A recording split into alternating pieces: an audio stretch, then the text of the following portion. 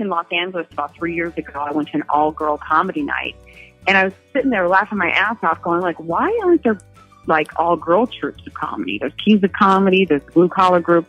Where's, like, the fun female troupe? And so I tasked myself, basically, to go across the country and personally go club to club to find, like, 4 or 5 funniest women out there.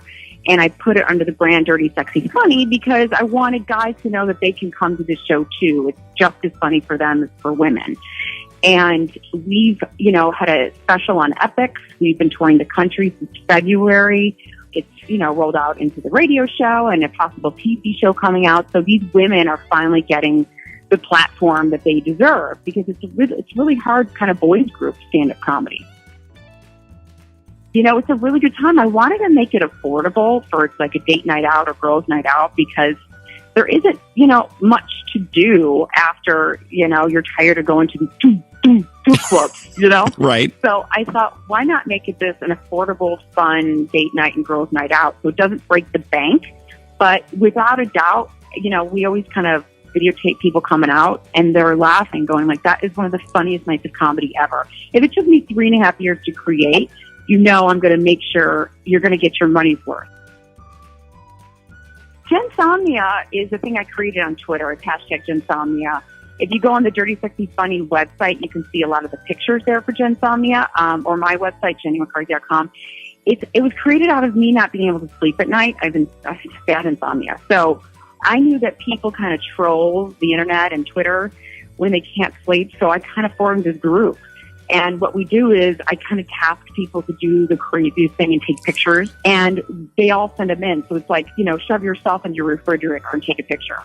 What happens is the people that even don't participate watch my timeline and you're howling laughing and seeing like hundreds of people shove themselves in refrigerators and stuff like that.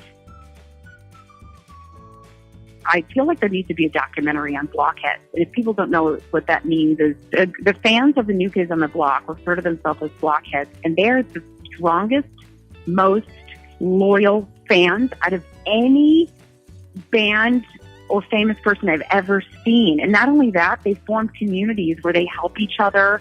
They're there for each other in sickness and family deaths. I mean, they fly in across the country to meet with one another, and every concert is like a reunion.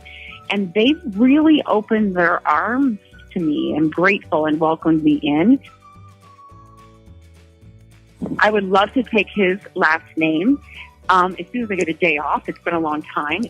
I realize it requires a lot of work, but there is a future Mrs. Wahlberg driver's license in my future. And then as far as kids, I look at Donnie all the time and go like, when you love someone, there's nothing better than wanting to procreate with them. The fact of the matter is, I feel complete in my life. We talk about it in a fantasy, like a fantasy of like, in our next lifetime. But right now we're both so completely content having 3 kids. We want to show the good parts of life and family bonding and a glimpse into our world. And I've never really had trouble sharing any parts of my life. And since Wahlburgers happened, Donnie's opened up to that and saying, you know what, let's do it. And it's a great way for us to spend even more time together. And because we're in the business, we love show business. So it was a great kind of time, and we'll see how it goes. We'll do a season and see if we like it.